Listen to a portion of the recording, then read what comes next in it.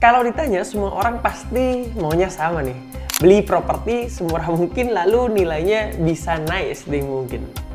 Dan secara logika, ini memang nggak ada yang salah sih. Tapi anehnya, justru banyak investor berpengalaman yang nggak selalu membeli properti termurah. Nah ini kenapa nih? Kok bisa nih? Apakah mereka nggak suka diskon? Atau jangan-jangan ada sesuatu yang jarang diketahui banyak orang? Nah, di episode kali ini kita akan bahas kenapa sih properti yang harganya murah itu belum tentu murah dan yang mahal juga belum tentu mahal.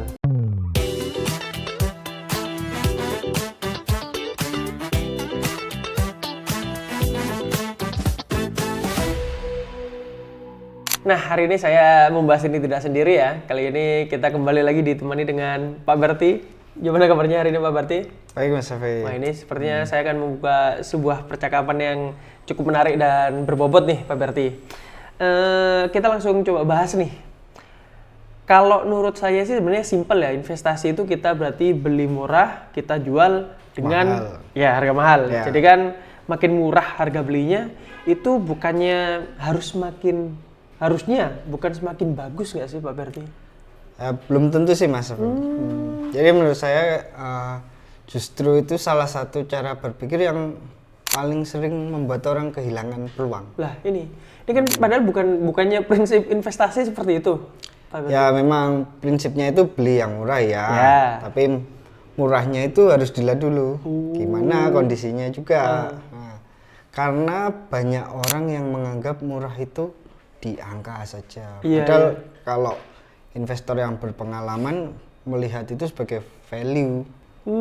Berarti maksudnya ini murah belum tentu dari harga dan lain sebagainya, mungkin apa nih maksudnya kira-kira Pak? Nah gini, semisal saya jual ke Mas Afif ya, jam tangan harga 100.000 Mas. Oke, ya. Tapi besok rusak. Setelah dibeli 1 hari aja rusak. Itu murah atau mahal? Ya murah berarti ya kualitasnya ya. Ya itu seperti. Jadi kita jangan terlalu cepat tergiur ya Mas dengan angka 100.000 tadi. Kadang yang bikin orang rugi itu juga bukan harga sih, tapi perasaan. Misal gini, kita baru lihat tulisan diskon tuh. Iya. Diskon 50 ya. Kita langsung otak ngeblank. Aduh, harus beli gitu kan. Karena diskon itu tadi ya. Jangan seperti itulah. Kira-kira jangan seperti itu. Nah ini berarti menurut Pak Berti properti yang murah itu relatif Pak gimana nih Pak Berti?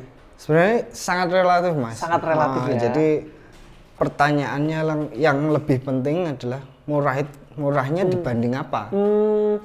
Kalau misal dibanding harga pasar, nah ini gimana dong kira-kira?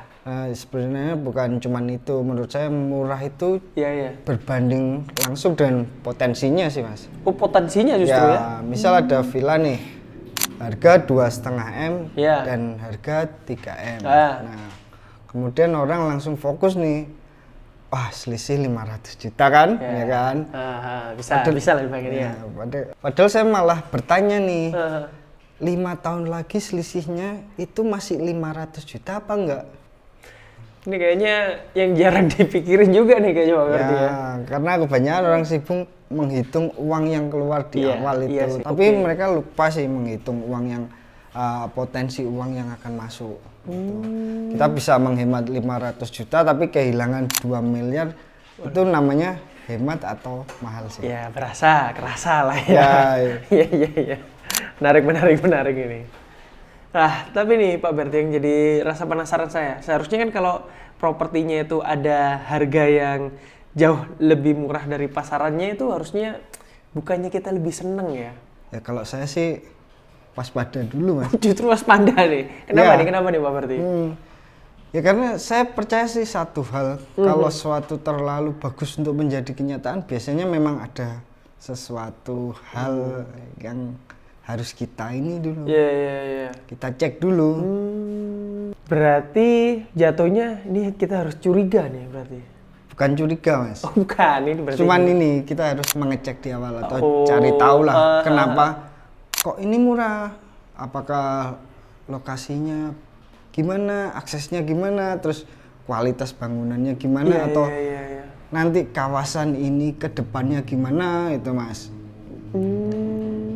Berarti meskipun harga murah ini kira-kira pasti ada trade off juga nggak berarti Pak Berti? Hampir selalu. Hampir selalu ya? Nggak ada ceritanya nih Mas Afif beli Ferrari harganya Avanza. Ya. Kalau ada biasanya kan kemungkinan itu Ferrarinya habis tenggelam atau jatuh ke laut itu kan. Aduh, iya. Atau Avanzanya yang terlalu mahal.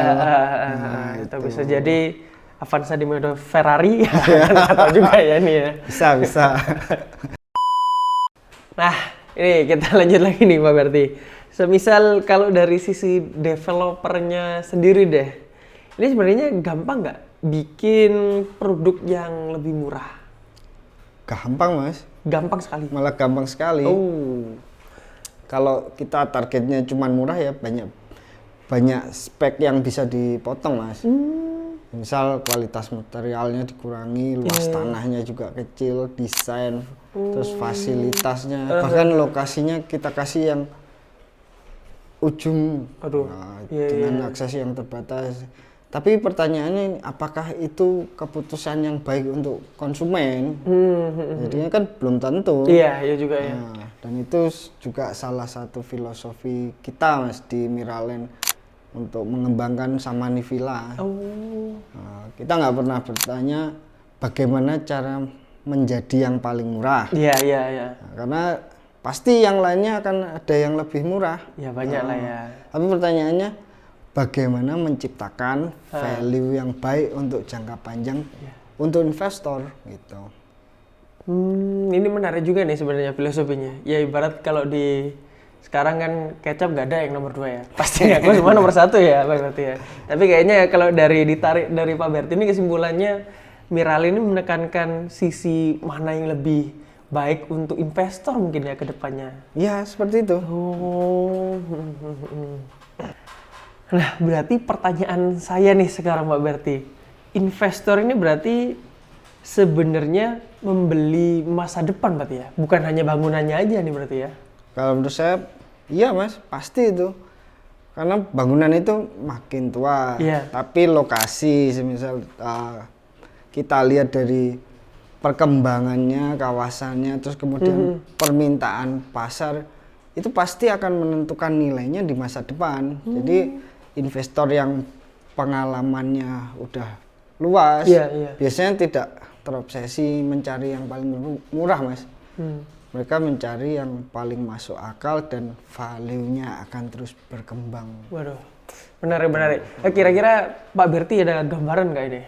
Nah, contoh sederhana. Iya, betul. Misal si A beli properti 2M, terus kemudian ada si B juga beli 2,5. Nah, awalnya kan si A bangga tuh. Wah, kita hemat 500 juta ya. Karena dapat 2M itu tadi. Tapi karena beda lokasi dan beda harga tadi, 5 tahun kemudian properti si A naiknya sekitar 2,7 atau ke 3M lah. Kemudian properti si B naiknya jadi 4M, bisa lebih. Iya. Jadi ini kenapa saya bilang investasi kadang biaya yang paling besar itu bukan salah belinya Mas. Iya. Tapi kita kehilangan peluang ke depannya. Nah, itu.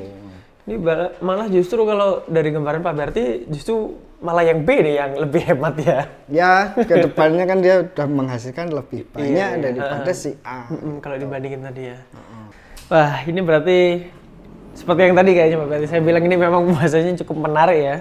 Ini bisa kalau dari saya simpulkan ya, mungkin berarti sudut pandangnya perlu kita perbaiki nih berarti ya Pak Berti ya.